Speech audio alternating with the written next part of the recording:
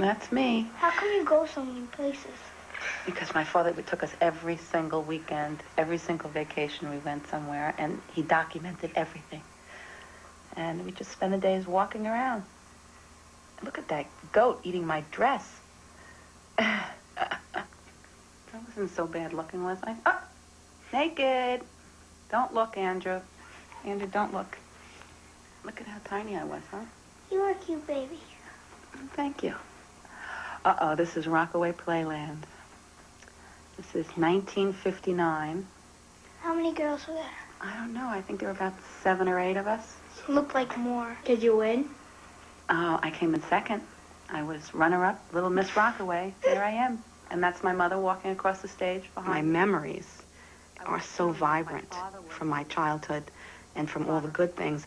If I didn't have the most perfect childhood up until age 14, I don't know if I could have survived from 14 to 25 with Alzheimer's disease and my father. Because once the process was over, I was able to kick into going back and remembering all the wonderful things. My dad was great. He was a lot of fun. But he was strict. And you followed the rules, you had a lot of fun. If you didn't follow the rules, you got to sit in the car. I spent my share of time in the car. What? How old was he? Here, if I was 3, he was 48 years old. How old was he when he got Alzheimer's? Well, he was 58 when he first started, showing signs that something was wrong. You think he could have had it earlier? It just wasn't, clear? Maybe. I think he was pretty sharp, though, until about 58. It wasn't until he was 62 that we actually got the diagnosis of Alzheimer's disease. And that was only because he struck my mother. And he wasn't a type man to ever hit any of us.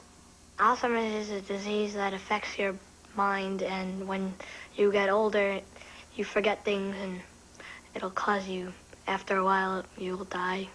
My granddad got Alzheimer's disease, and he got sick, and after a while, he passed away. And that's my Uncle Julius. I loved him. That's our next-door neighbor. There's my mom. She has glasses. Yep. And then she got contacts. There's Zena. Remember Zena? Warrior Princess. No, not Xena Warrior Princess. Xena, neighbor, next door. I think we already know that my mom's going to get it, probably. And we're just hoping it's when she's 85 or older. Oh, come on. I don't want my children going through what I went through as a daughter of someone with Alzheimer's disease at such a young age. It almost was nightmarish. When I was about 19, my dad was in the bathtub, and I was washing him, and he was soaking, and the telephone rang. I literally went 20 feet away from him to answer the telephone, and, immediately told whoever it was that I have to call them back, and went back to the bathroom to find my father fully submerged in the tub. And I panicked, and I grabbed him by his shoulders and pulled him up. And I screamed, "What are you doing?" And he looked at me with crystal blue eyes, and I hadn't had a real crystal look from him in a long time. He said, "I'm trying to kill myself." At that moment, my heart just broke, because I didn't know how to handle that. Here this man really wanted to kill himself. If I knew that he had 7 more years and what he would go through, I would have helped him. If my mom gets Alzheimer's, I think everyone in the family is going to take care of her. I guess we'll all take turns. Backboard. Thank you.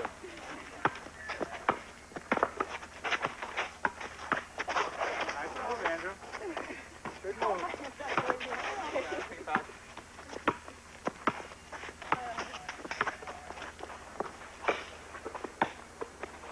Backboard. When we started to date, I didn't know anything about Alzheimer's. I never heard of it. Her father was in the final stages of her life, and she would tell me about how her life changed. Not being able to go away to college, father basically spending all the money. And she would tell me the stories and the 13 years in the VA hospital and the trips and having a 13 begin to care for your father without knowing what it is. I didn't think about it in terms of that it would ever have an effect on us or our marriage or our children. And quite frankly, I haven't really thought about it in those terms of it personally affecting us in our life, our lives, and I haven't really thought about it until now.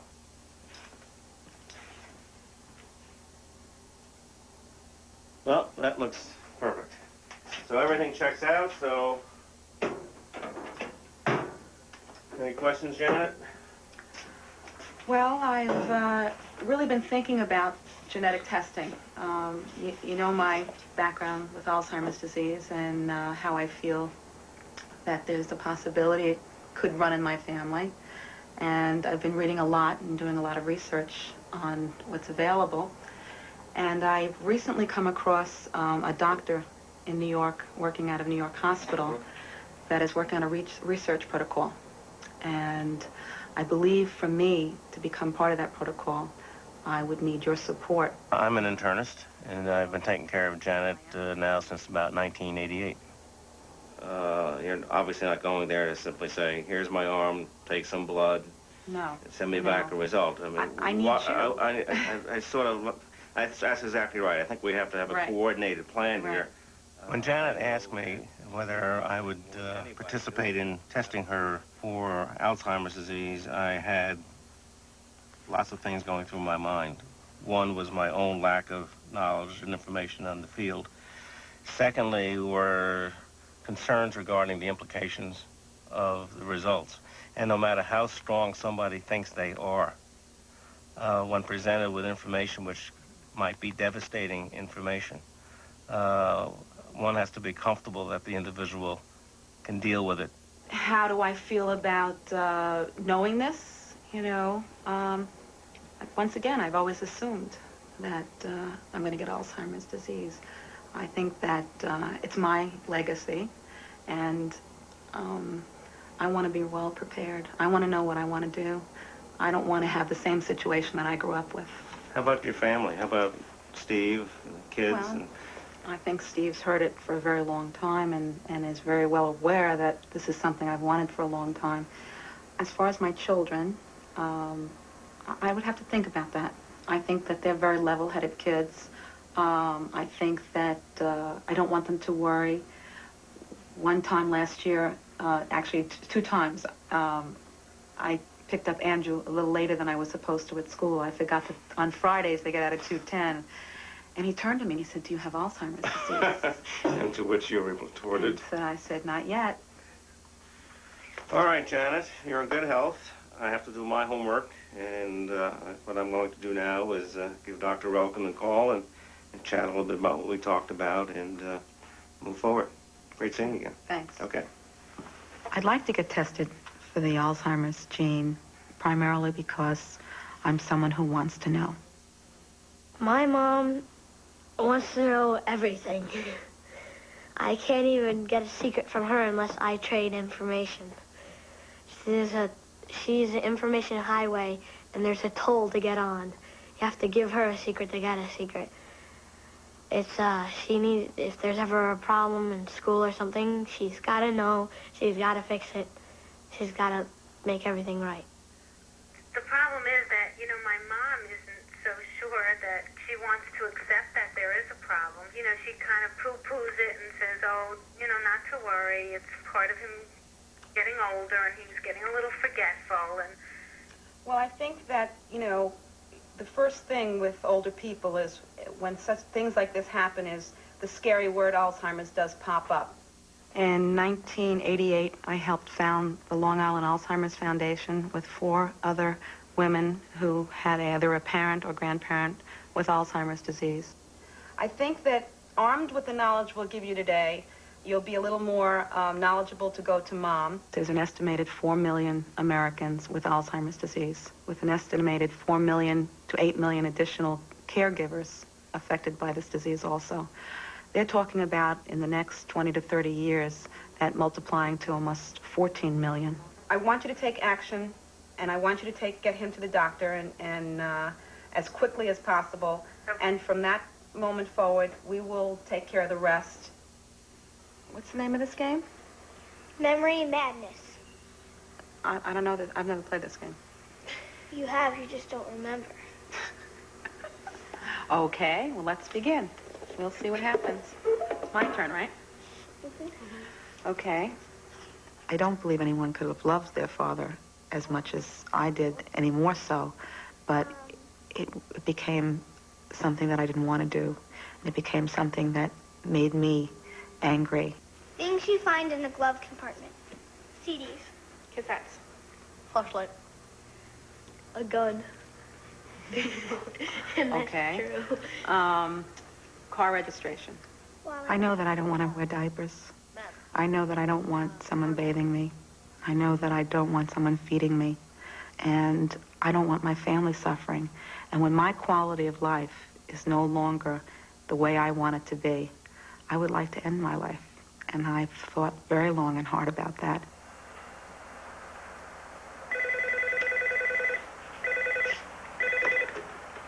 Dr. Elkin. Hi, this is Gary Wadler out in Manhasset, North Shore. I just finished seeing Janet Walsh, a patient of mine. Well, Norm, can just give me a little bit of a background of the program Janet sort of explained it. Sure. We're basically doing research on the issue of how to appropriately counsel people who are undergoing ApoE genotyping because of the association between ApoE and Alzheimer's disease. But what we're trying to do is develop the appropriate protocols for the future so that when and if ApoE genotyping does become part of the standard of care, we'll have a appropriate, responsible way of delivering the information and protecting against its misuse. There are basically 3 varieties of ApoE that occur in most people: ApoE2, E3, and E4. We each get a copy of one gene from each of our parents. You can have any of 6 combinations. That's a good example of the light 2-2 band with a dark 4 band. Well, the question that clearly comes to mind is whether Janet, in fact, is a good candidate. I think you've known her a long time and have a better sense than we can of her candidacy, and I certainly want your input. The risk of Alzheimer's disease relates to how many copies of ApoE4 one inherits. So if you have no copies of the gene, you have less risk than if you have 1, and less risk than if you have 2. I think when you add to that the complexities of interpreting a genetic test which has 6 possible outcomes and in which there are age and other factors that have to be calculated in, you have a very, very difficult job, one which I think is a major problem for the average physician, and we hope through what we learn in this program that we'll be able to encapsulate that into something that you perhaps will be doing in your office a few years down the line. Okay, Gary, well, we'll be in touch then. Bye now.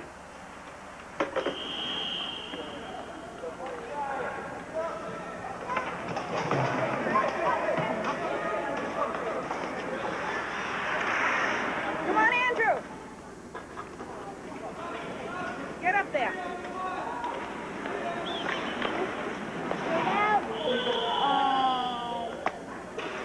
I went the wrong way. We're going to borrow that from Justina, right? Yeah.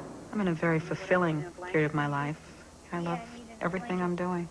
But having the legacy of Alzheimer's disease in my family, I would say that it's always on my mind in one sense or another, that someday this happiness might end, or I might not be aware of my happiness.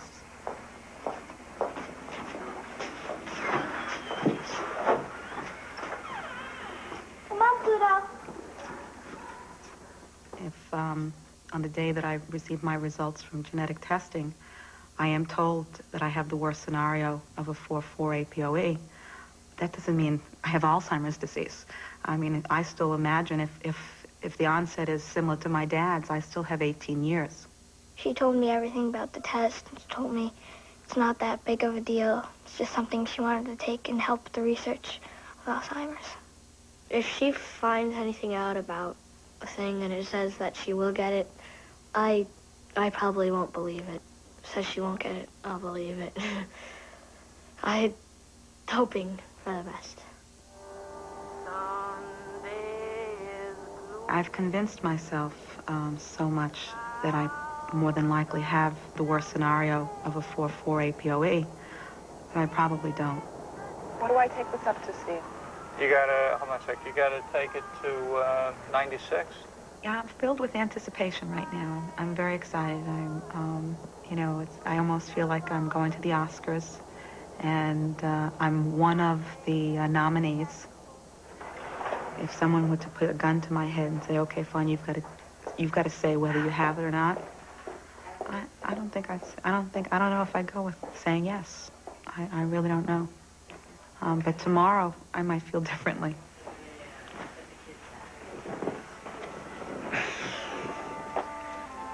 So? How you doing? Okay. How you doing?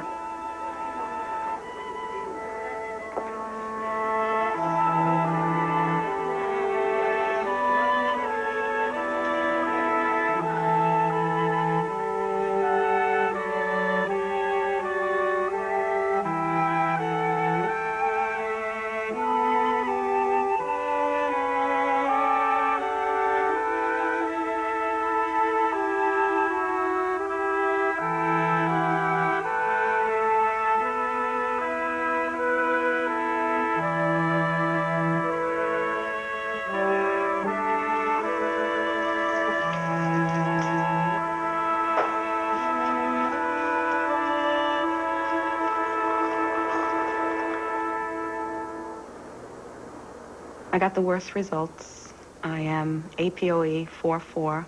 I have a 50 to 90% chance of getting Alzheimer's disease before age 85. I woke myself up in a dream screaming. So that was scary. But I don't know if it had anything to do with that. But I screamed, "Mom." Last night I said I was really mad at my mother because I didn't expect the gene to come down from her. I knew I had it from him. I knew my father was going to pass the gene. I knew that. I felt that. But I never expected it to come from both sides. And so I was a little mad at my mother last night. You know, I was like, I can't believe she did this to me. You know, that type of thing. So I don't know, you know, what I was doing, but I know in the dream I was rushing out of the door and I just yelled, "Mom." So that woke me up.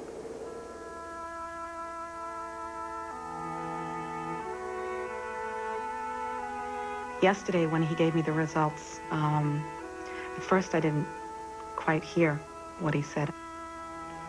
Janet, now that we've told you your APOE genotype, is there any questions you'd like us to answer? There are a lot of questions that I need answered. I'm still sort of in the state of shock. I don't think I was prepared to hear that I had a genotype of 4-4. What I need to know is really, what does it mean? What does it mean to me? Even 2 copies doesn't make it inevitable. We know that there are people in their 90s who have 2 copies who are perfectly normal. They seem to have escaped the disease. Why? Perhaps because they have other factors. He was talking, and while he was talking, there was a whole internal conversation going on inside my head of, am I dreaming? Is this real? Is this really happening? Wait a minute, I'm not ready. Stop. And then, in my head, I said to myself, you can't go back now. You know, this is it. And then it was more like, oh my God, you know, I wasn't ready for this. What did you say to Sarah? You said to Sarah? I told her that the results were as I expected, that sometime before 85, I might get Alzheimer's disease. That's what I said to her. Well, I think they'll have a reaction and they'll... What? I think they'll have a reaction. They'll park it in the back of their minds and then get on with it. she didn't seem overly concerned. I mean, she never came in after I, never asked me anything more than that.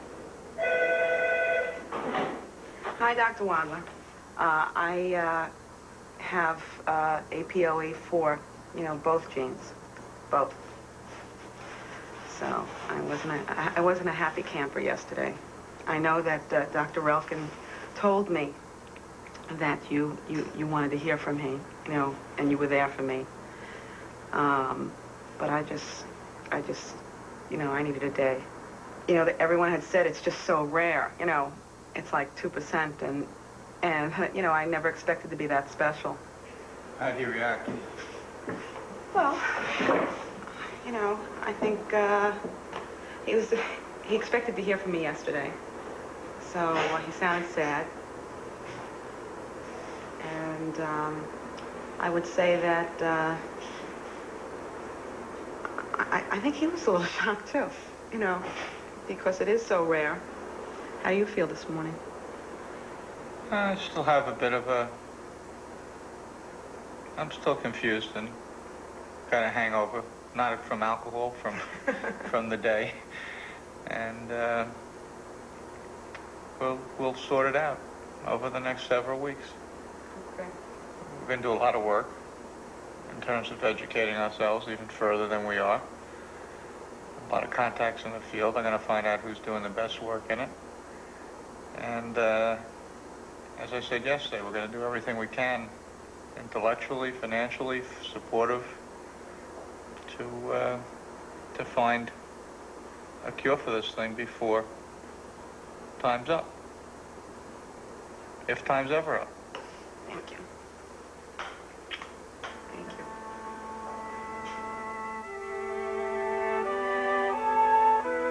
My husband, of course, proved immediately that he was right there behind me. But I couldn't help half jokingly say to him, "Well, you stay with me." I think you're feeling it more than me right now. Well, I'm shocked. I mean, I'm frightened, but that's okay. That'll go away. But you're the one that is going to, it's there all the time. You need other people to talk to who are in the same thing, who have created this, waiting for this event that may never happen. I love her very much. I mean, I'm scared to death of losing her, by any definition of losing her. Sarah asked me what the results were, and Andrew, we haven't discussed it with at all. I think that we should sit down and give them a quick, not too serious, so they don't get too frightened, scenario for them. And it shouldn't be, okay, let's all move into the library. We're going to have a family meeting to discuss this major crisis that has popped up, because we've been living with this since we've been together and since the kids have been born, so absolutely. Because there might be a question they're afraid to ask me, right, thinking it'll hurt my feelings. Absolutely. And they have to know that every time that you and I have a fight, or we argue, or something happens, that it has no relationship to that, to the Alzheimer's thing. If they think that this is the one overriding thing, everything's going to point to, oh, is Mom getting sick?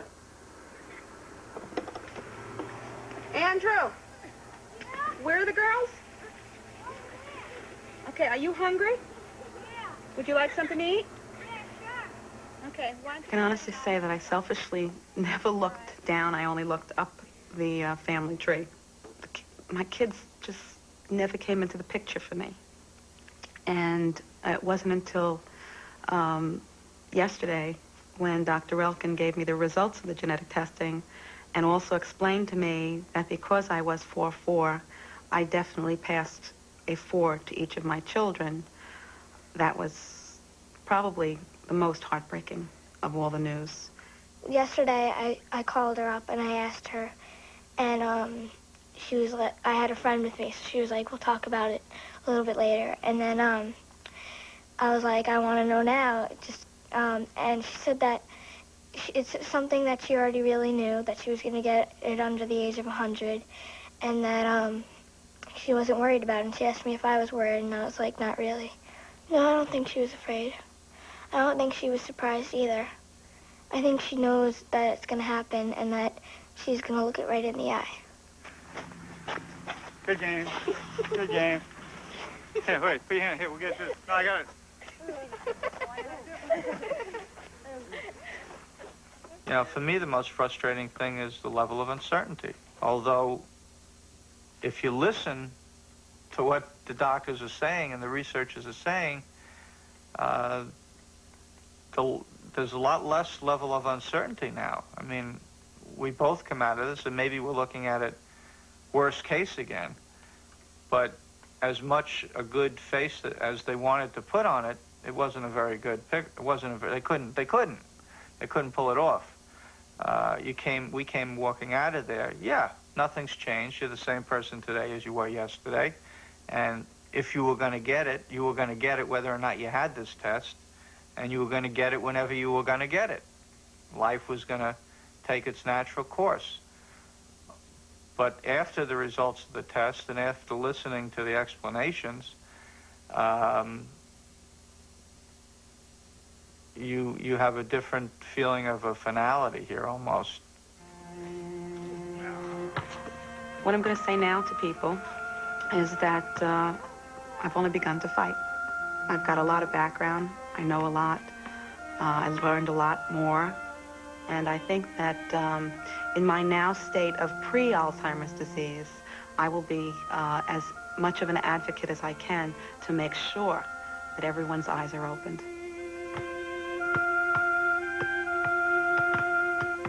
I love my children very much. Good move, Andrew. I love my husband very much.